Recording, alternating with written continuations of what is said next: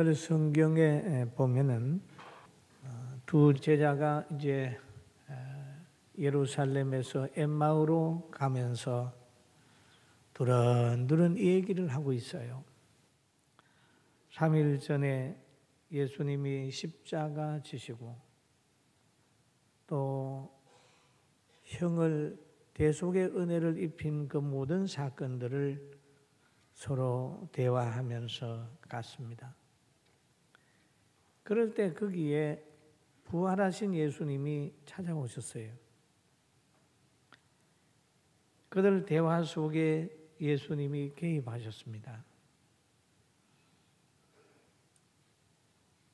그래도 그들은 예수님을 알아보지 못했습니다. 예수님을 알아볼 신분이었습니다. 그리고 가까이에서 대화를 했습니다. 그럼에도 그들은 알아보지 못했다고 얘기를 합니다. 누가복음 24장 16절에 보니까 그들의 눈이 가리워져서 그인 줄 알아보지 못하거늘 그랬어요. 사람이 눈이 가리워지면 분별력을 상실하고 영광의 자리를 고통의 자리로 알고 떠날 때가 있다는 거죠. 여러분, 예루살렘은 하나님이 복 주신 장소입니다.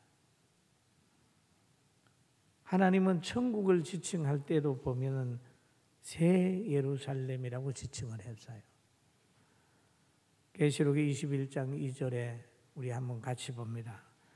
또 내가 보매 거룩한 성 새 예루살렘이 하나님으로부터 하늘에서 내려오니 그 준비된 것이 신부가 남편을 위하여 단장한 것 같더라 그랬습니다. 예루살렘은 하나님이 축복한 곳입니다. 그런데 이 예루살렘에서는 하나님의 어린 양 되신 예수 그리스도가 우리의 허물과 죄를 담당하고 돌아가신 하나의 신령한 제단의 역할을 했습니다. 그래서 마태복음 23장에 보면 이런 말이 있어요. 예루살렘아 예루살렘아 선지자들을 죽이고 내게 파송된 자들을 돌로 치는 자여 암탉이 그 새끼를 나래 아래 모음같이 내가 너의 자녀를 모으려 함이 한 일이 몇 번이더냐. 그러나 너희가 원치 아니하였도다. 보라 너희 집이 항폐하여 버려진 바 되리라. 내가 너희에게 이르노니 이제부터는 너희는 찬송하리로다. 주의 이름으로 오시는 이여 할 때까지 나를 보지 못하리라 하시니라 그랬습니다. 여러분, 예루살렘이 회복이 되면 거기에 있는 모든 사람이 회복이 되고 나라가 복을 받습니다. 예루살렘이 타락을 하게 되면 모든 사람이 실패를 하는 거예요. 예루살렘에서 사망이 멸망하고 하나님의 공의가 승리했던 자리입니다. 오늘날 같으면 예수 믿는 사람이 하나님 앞에 바로 서면 그 사람이 그 하는 가정이 복을 받고 오늘날 사회 속에서 교회가 그 역할을 잘 감당하면 이 사회가 복을 받습니다. 보디발의 가정은 복받을 그릇이 안 됐지만은 믿음의 사람 요셉이 거기에 들어가 있을 때 하나님이 요셉을 보고 그 가정에 복을 내려 주셨습니다. 정말 예루살렘이 바르게 되는 거 전 인류의 기쁨이거든요. 그리고 이 예루살렘이 이제 회복을 하게 되면 굉장히 행복해지는 거예요. 그런데 예루살렘에 있게 되니까 의 때문에 예루살렘이 많이 핍박을 받게 되는 거예요. 그러니까 거기에서 이 두 제자가 떠나게 됩니다. 그러나 의를 위하여 핍박을 받으면 핍박받는 사람, 박해받는 사람은 꼭 나중에 가면 성공을 하는 거예요. 그런데 이 제자들은 지금 예루살렘을 떠나고 있는 겁니다. 예수님이 박해받았던 예루살렘, 예수님을 사랑하는 사람도 견딜 수 없는 환경이 되잖아요.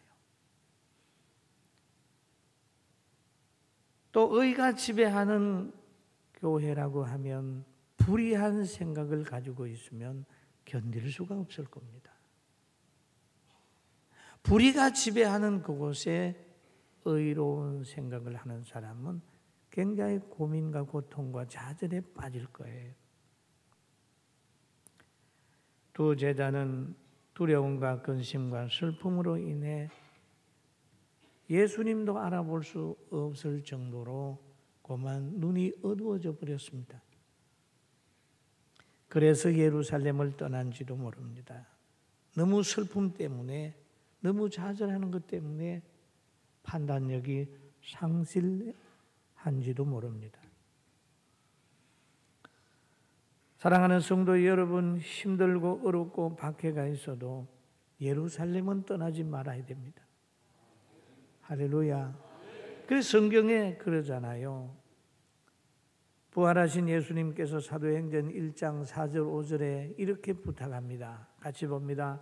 사도들과 함께 모이사 그들에게 분부하여 이르시되 예루살렘을 떠나지 말고 내게서 들은 바 아버지의 약속하신 것을 기다리라. 요한은 물로 세례를 받았으나 너희는 몇 날이 못되어 성령으로 세례를 받으리라 하셨느니라. 그렇게 떠나지 않아야 될 땅을 지금 떠나는 거예요. 왜? 눈이 어두워서 예루살렘의 소중함을 몰랐을지도 모릅니다. 우리가 물질과 명예와 세속의 가치관에 눈이 어두워버리면, 자기 중심의 눈이 어두워버리면 진리를 모릅니다. 거룩이 깨달아지지 않아요. 바르게 사는 방법도 모릅니다. 마음과 분노에 결박되어서 영광의 장소를 떠나게 됩니다. 예배하는 장소를 떠나게 됩니다. 그게 굉장한 슬픔입니다. 눈만 열리면 다른 것을 다 극복할 수 있는데 눈이 어두워져 버리면 적진 속으로 깊숙이 따라갈 수밖에 없습니다. 여러분, 또 사탄들도 눈이 얼마나 중요한 걸 알고 있어요. 삼손을 잡았을 때 제일 먼저 한 것은 눈을 빼버리죠. 눈을 빼면 분별력을 상실하는 거예요. 그리고 영적으로도 보면 사탄은 기도하여 하나님과의 기도하는 것을 막아요. 기도하지 마라. 신령한 은혜를 덧입는 채널을 끊어놓으려고. 성경 보지 마라. 성경 안 보면 분별력이 없잖아요.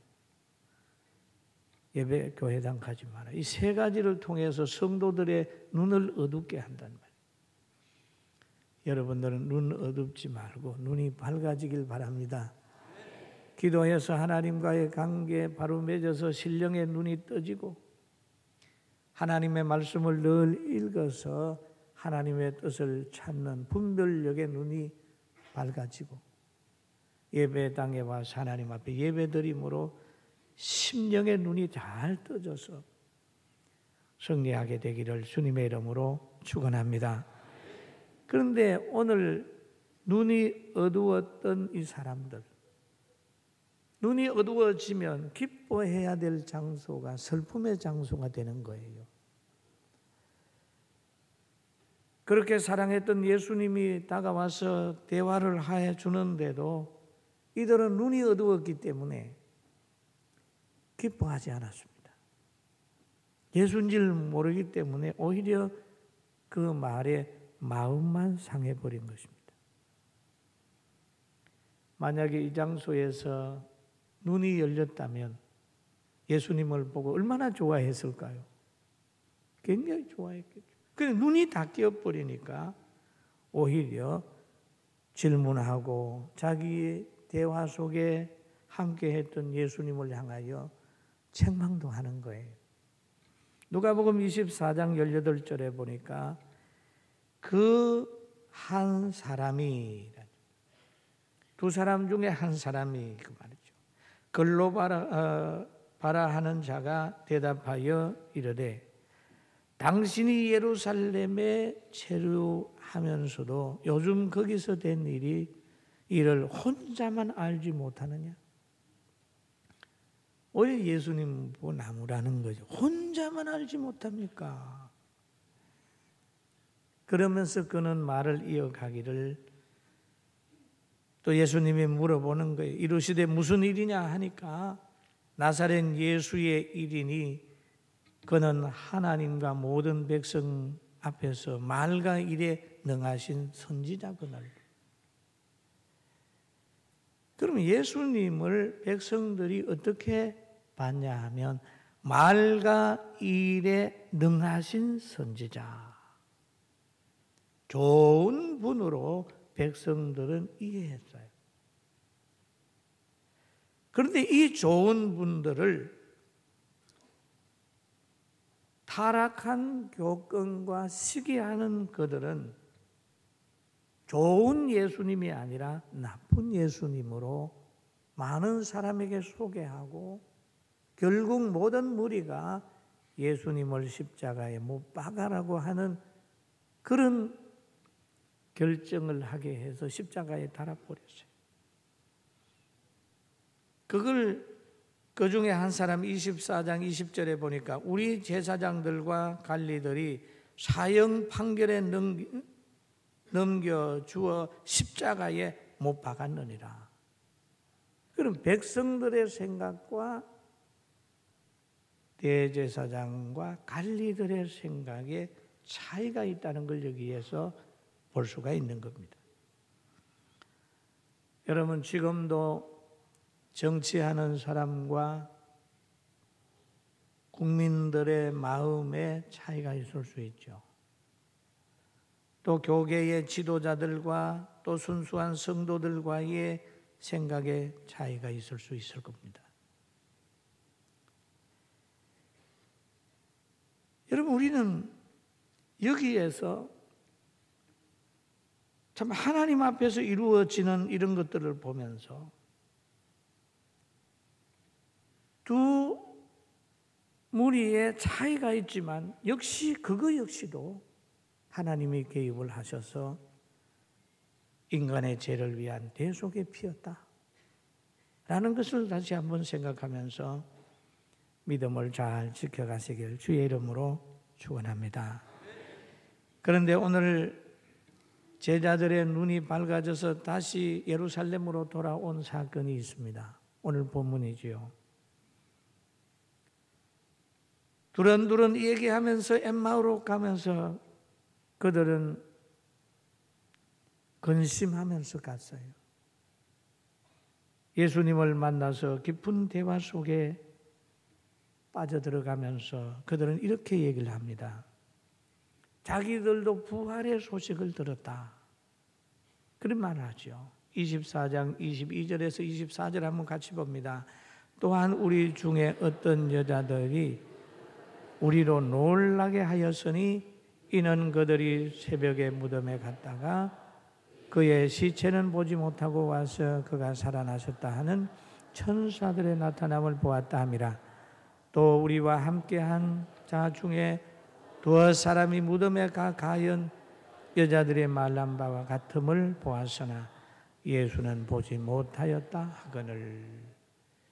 그럼 이 엠마오로 가는 이들도 이미 여자들을 통하여 제자 동료를 통하여 부활했다고 하는 소식을 들었습니다. 그렇게 얘기를 하니까 동행했던 예수님이 말씀하시기를 이러시되, 그렇죠. 이러시되 24장 25절에 보니까 미련하고 선지자들이 말한 모든 것을 마음에 더디 믿는 자들이여. 그리스도가 이런 고난을 받고 자기의 영광에 들어가야 할 것이 아니냐 하시고, 이에 모세와 모든 선지자들의 글로 시작하여 모든 성경에 쓴 바 자기에 관한 것을 자세히 설명하시니라 라고 했습니다. 너희가 여자들의 말하는 걸 들었으면 또 제자들이 그 현장을 확인했다고 하면 믿어야 될 게 아니냐. 구약의 모세의 글에도 기록이 돼 있고 이 선지서에도 기록이 돼 있는데 믿어야 되지. 왜 안 믿냐? 주님이 그들을 책망한 거예요. 그럼 예수님도 구약에 있는 사건들을 가지고 자기를 설명했습니다. 오늘날도 신약을 해석을 할 때 구약을 가지고 하고 신약을 가지고 보면서 미래를 한번 쭉 보는 거죠. 그런데 그 대화를 하는 가운데서 어느 정도 왔습니다. 이제 헤어질 때가 됐어요. 그럴 때 누가복음 24장 29절에 제자들이 참 잘 결정하는 내용이 나옵니다. 그들이 강건하여 이르되 우리와 함께 유하사이다. 때가 저물어 가고 날이 이미 기울었나이다 하니 이에 그들과 함께 유하려 들어갔다. 그런 말이 있죠. 강건하여 예수님을 모시고 들어간 거예요. 상대를 배려하는 마음입니다. 나그네를 보살피는 마음입니다. 예수님인 줄 몰랐지만은 그들은 강건하여 날이 저물었으니까 우리하고 같이 유합시다. 저녁에 어디 가시겠습니까? 그렇게 잘 보듬어요. 여러분, 상대를 잘 대접을 하면 때로는 부지 중에 천사를 대접하게 됩니다. 가난하고 병들고 외롭게 지내는 사람들 볼 때마다 저들을 영접하게 되고 도와주면 주님을 도와주는 거라는 생각을 가지고 실패한 자 속에서 찾아가서라도 돕는 은혜가 있다면 여러분과 저는 그리스도의 사람으로서 행복하게 됩니다. 할렐루야. 그들이 예수님을 모시고 들어갔어요. 강건하여 모시고 들어갔어요. 그 사건이 눈이 밝아지는 사건이 되는 겁니다. 구약 성경에 보면 롯이라는 분이 나옵니다. 뒤에는 아브라함의 기도가 있고 또 그는 멸망받을 소돔 고모라에 있었어요. 그런데 롯이 천사를 만났어요. 그럴 때 롯은 어떻게 했을까요? 창세기 19장 3절에 이렇게 기록되어 있습니다. 롯이 간청함에 그제서야 돌이켜 그 집에 들어오는지라. 롯이 그들을 위하여 식탁을 베풀고 무교병을 구우니 그들이 먹으니라. 이 사건을 통해서 자기가 살고 있는 소돔 고모라의 미래를 알게 되는 거예요. 19장 12절에 보니까 그 사람들이 같이 한번 보실까요? 롯에게 이른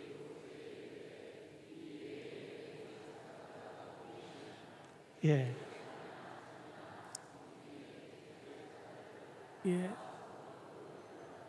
여기 잘 얘기를 하잖아요. 자기를 대접하는 그 가족들을 향하여 말하잖아요. 너게 속한 사람이 있느냐? 사위가 있느냐? 딸이 있느냐? 자녀가 있느냐? 빨리 이 성에서 나가야 된다. 그래가지고 그 성에서 나오지 않습니까? 여러분, 이 사람을 잘 보고 대접하는 것이 너무 귀한 거예요. 구약에도 그랬는데 오늘 신약에 이 엠마오로 가는 제자들도 예수님 잘 모시고 갔어요.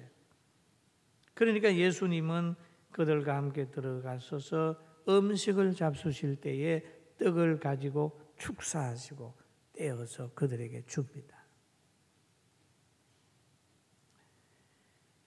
그렇게 되니까 그들에게 변화가 생겼어요.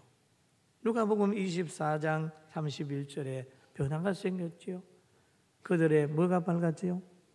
눈이 밝아져서 그인 줄 알아보더니 예수는 그들에게 보이지 아니하는지라. 그들이 서로 말하되. 그래서 우리에게 말씀하시고 우리에게 성경을 풀어주실 때에 우리 속에서 마음이 뜨겁지 아니하더냐 라고는 얘기를 합니다. 눈이 밝아지게 되니까 눈이 밝아지면 자기가 보여요. 과거가 보입니다. 눈이 밝아지면 저서 뒤를 돌아보면 아 내가 이 길을 왔구나. 꼬불꼬불한 길을 왔구나. 내가 넓은 길을 왔구나. 좁은 길을 왔구나. 보여지는 거잖아요. 여러분 신령의 눈이 밝아지면 아 내가 참 옛날에는 잘못 살았어. 내가 잘못 결정했어. 이렇게 판단될 때가 있거든요. 과거의 자기 모습이 보여져요. 현재의 자기가 해야 될 일도 보여지는 겁니다.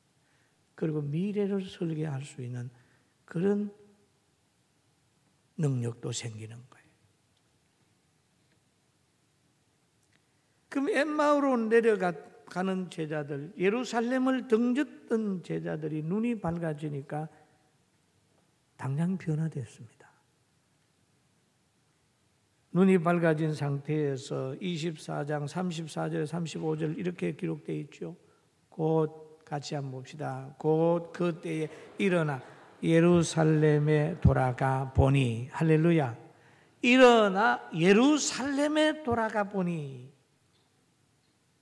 11 제자와 및 그들과 함께한 자들이 모여 있어 말하기를 주께서 가연 살아나시고 시몬에게 보이셨다 하는지라.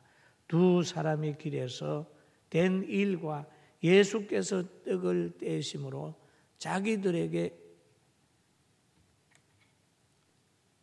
알려신 대로 했다는 거죠. 떡을 떼고 자기들에게 알려지신 것을 말하더라. 눈이 밝아지니까 누가 돌아가지 않아 그래도 그냥 예루살렘으로 돌아. 여러분 교회 나오는 분들은 사실 여러분 눈이 밝은 분들이에요. 믿습니까? 참 결정자라죠. 눈이 어두워 버리게 되면 세상으로 가는 거예요. 떠나는 겁니다. 왜 그러냐 하면 못마땅한 게 너무 많잖아요. 예루살렘에 여러분 머무르려고 하면 제사장 타락을 보고 장로들 타락을 보고 그 보니까 예루살렘 떠나고 싶겠지요. 때로는 눈이 어두워져서 영적 세계를 알지 못하면 성도들 속에 안 끼려고 합니다. 그러나 고통과 환난이 있다 할지라도 예배드리는 장소는 떠나면 안 되고 머물러 있어야 행복해집니다. 할렐루야. 그러니까 이들은 눈이 열려지게 되니까 희열이 넘치는 인생을 살 수가 있는 거예요. 부정적인 사람이 긍정적인 사람으로 바꾸어지고 원망과 불평의 사람이 감사와 찬양의 사람으로 바꾸어지고 희미했던 사명감이 확실하게 회복이 되고 예루살렘을 등지고 가던 이들이 다시 돌아와서 11 제자와 함께 신앙 간증하면서 그 하나님의 약속이 이루어지는 그것을 믿으면서 찬양을 하고 오순절 성령이 임할 때 성령 받는 그 위치에 머물게 되는 겁니다. 할렐루야. 아멘. 여러분 우리 눈이 밝아지도록 기도해요. 눈이 밝아지는 것은 어떻게 할까요? 예수님을 강건하여 영접한 것이 눈이 밝아지는 시작이에요. 눈이 밝아져 복음을 체험하고 회개하여 심령의 눈이 밝아지고 말씀을 대함으로 분별의 눈이 밝아지게 되고 순종함으로 거룩한 곳에 머물게 되는 거죠. 여러분과 제가 누리는 이 복, 이 예배드리는 장소, 교회에서 하나님께 영광을 돌리는 것 등지지 말고 꼭 계속해서 유지해서 성령 받는 삶이 되기를 주의 이름으로 축원합니다. 축원합니다. 성경에 보면 사람이 무엇을 심든지 그대로 거두리라고 했습니다. 심는 자가 더 나은 한 해를 만들 수 있습니다. 사랑을 심는 자는 사랑을 거두고 미움을 심는 자는 미움을 거두고 전도해서 많은 사람을 옳은 곳으로 돌아오게 하는 사람은 그 사람은 하늘에 별과 같이 빛난다고 약속했습니다.